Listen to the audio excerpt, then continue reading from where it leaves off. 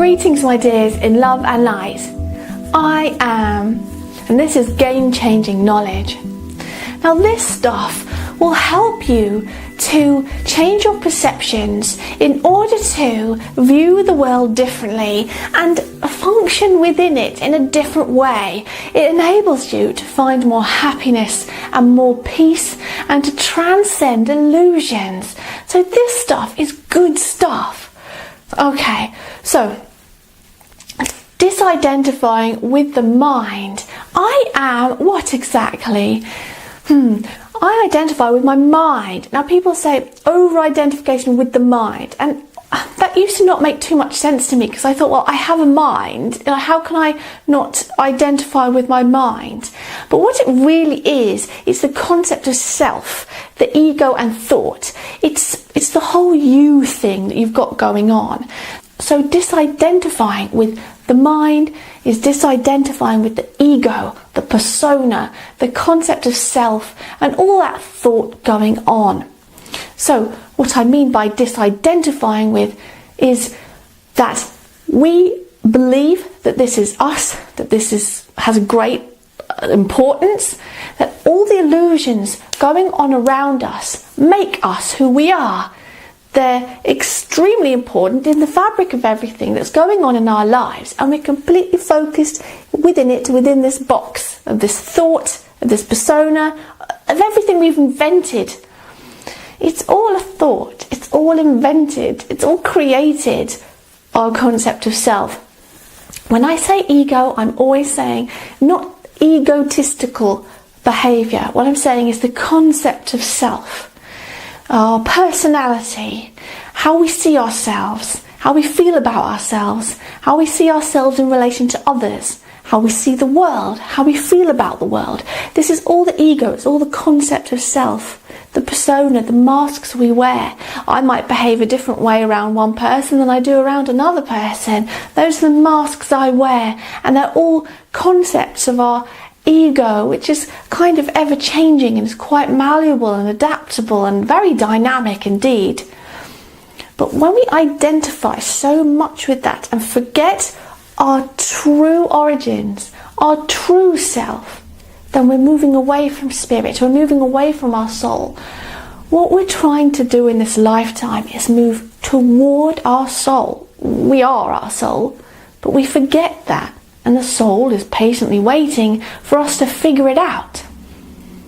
So let's say I identify with being a spiritual person. I identify with being a YouTuber. I also identify with being a mum. And all of these things that it entails. I find it very important that I have a safe, clean environment, that I get my work done on time, and that people appreciate me as a person, and I try to be nice to them. And if those things go wrong, I might get stressed out and anxious. This is hypothetical, by the way, I'm just giving you examples. So I put a great level of importance on all these things about me, and it dictates how I feel. Plus, I am a melting pot of everything that's ever happened to me. I identify with all these things that have ever happened to me, and it makes me who I am today. I may have heard a bunch of stories about people being hurt or unsafe in some way, and it makes me feel like I need to pay special attention to safety issues today. I'm identifying with all of that. It affects me. It's the tangled web of who I am. But am I that? Or is it just a bunch of stuff I've made up? Did I just adopt all that without thinking and make it me? Did you adopt all these things about you and make it you? Did you give it a second thought? Now, when we have a spiritual awakening, one thing that happens is we give it a second thought. We start to see that everything about us, absolutely everything about us, we just adopted and took on board without a second thought. And then we look at it all and think, oh gosh, I don't really like that. And this priority, it's not really right. And I don't feel that is so important anymore. Well, who the hell am I then? But the point I'm getting at is that you are infinite consciousness. And the idea is to feel for that. Find that. It's awakening from a character that you have made up. I'm not saying that you are not important, it's all just a load of rubbish and you're nobody really, it's all just a dream. What I'm saying is you can choose who you want to be. Once you have reset and realised that point of pure awareness that you are, and you might look at everything about you and see that you took on board a lot of beliefs and perceptions that were given to you, or that you just soaked up as you were growing up and into adulthood and everything that happened to you. So when we identify with this persona very strongly and everything that it means and all the negative emotions that it can cause and all the baggage that goes with it, when we identify it too much and make it me, make it I, that's not the path to happiness. The path to happiness is that reset point. Dissolving the illusions leads to happiness, because the sadness always arises from all these illusions. Our natural state is love, our natural state is happiness, and it's found within. So this is why we say it's the illusion of self, because it's a set of beliefs about the self which then go on to affect how we feel about everything and what we do in our reality and how we interact with others. And everyone else is experiencing this too. So before our awakening, we might identify extremely with this persona and not ever think about analysing it. And then after our awakening, we think, whoa, that's a load of beliefs that I'm now slightly misaligned with. And then we think to look at it. So previously, I might have been right into sports all the time. That had been very important to me. And I say would watch a lot of sports. This isn't true, it's just an example. And then after my awakening, my interests change and I might be interested in the nature of consciousness, or I might be more interested in nature, or more interested in helping people or something. So we suddenly realise that the beliefs and the things that were important to us before were just concepts that we adopted. Okay, so what does this mean? Does this mean we have to become a blank, empty canvas or something? Does this mean we have to become nothingness? An empty vessel or something? I say no. Okay, but here's what I do recommend. So when we do meditation, if we try to really think about it, we think about, what am I then really? And we realise that there's a part of us that watches thoughts coming and going. There's a part of us that hears a voice. There's a listener, there's a watcher, and then there's all these things that are going on also within the mind. It's like we're in two minds. We have thoughts that seem to happen to us. They come and go if we look at them. We have perceptions that we have, and we can analyse those perceptions, although they are still us. So who is this person that's watching all this stuff going on? If you think about it, it's a pure point of awareness, of consciousness, that is so pure and balanced that it could be our soul, you know. It could be our pure, absolute consciousness. And all the emotions we have, they spring from what's happened to us. All the beliefs we have, they spring from what we've taken on board. All of that is illusion, therefore. And that person that watches is pure, infinite consciousness. So once we get back to that, we're like, well, now what do? I realise all this stuff is illusion, but I'm still a human being, and I'm this pure point of consciousness and awareness. So what I say after that is, you can choose to rebuild yourself as you see fit. Because now you're coming from a point of view which is so much more balanced and healthy and centered. And given that the true nature of our reality of creation is love, that's the very core of the matter. Oneness and love, one big love.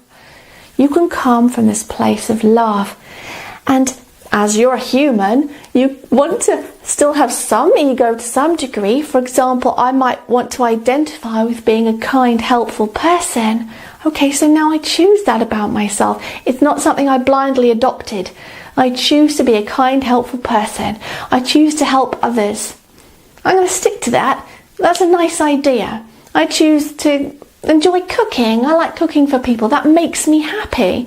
All right, I'm going to choose that. I'm going to stick to that. That's going to be part of me. So you can rebuild yourself as a human being, because that's what you are in this reality.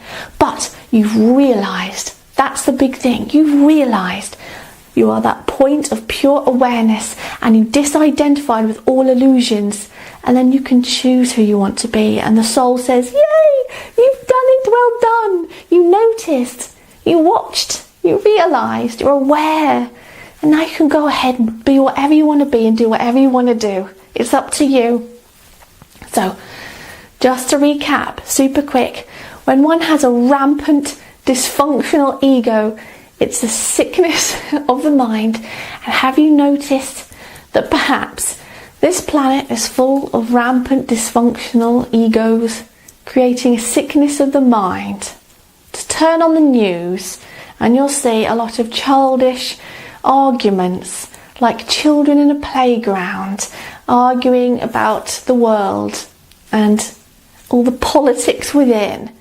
And you think, if only they could realise that they are a point of awareness, of beautiful infinite love consciousness, and then they might stop and think, let's throw all this away and start again, you know. And just final thought is on thought. That thought is of this 3D reality. The soul doesn't really do thinking and thought. We're in this reality with thoughts coming and going, and oftentimes we're swept up in it, in this soup of thought, which dictates how we feel, makes us stress, makes us worry, and all the rest of it. I'm not saying you don't think, it's okay to think, but thought is of this 3D reality. The soul brings through concepts, pure conceptual wisdom, and then we turn it into thoughts that we think in language even. So just remember that when the thoughts come and go, identifying with them too much, it is kind of a little bit of a curse of this reality. And that the pure knowing, the pure consciousness, the pure intuition is of the soul. And that when things come through from the higher self, your downloads you get, that they are concepts from your infinite consciousness that you'll then process into thought. Okay, so I am. That's what I am is. Take a step back, clear it all. What's that point of awareness? And you'll dissolve all illusions, which often naturally happens during your awakening. And I hope this helps with your awakening. So leave me and others a comment to let us know how you feel about this. What are you? What's your I am? And how do you feel now? Support this Spiritual Awakening YouTube channel on Patreon and receive weekly bonus videos. You can also choose to receive spiritual guidance via email or spiritual sessions. And don't forget to click subscribe if you're not already a subscriber to receive regular spiritual inspiration on your journey through life. Like and share also, because we're raising the mass vibration together. So go now in love and peace.